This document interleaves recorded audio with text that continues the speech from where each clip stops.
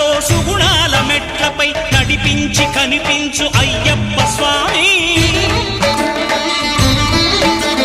మకర సంక్రాంతి సజ్జోతివై అరుదెంచి మహిమలను చూపించు మణికంఠ స్వామి.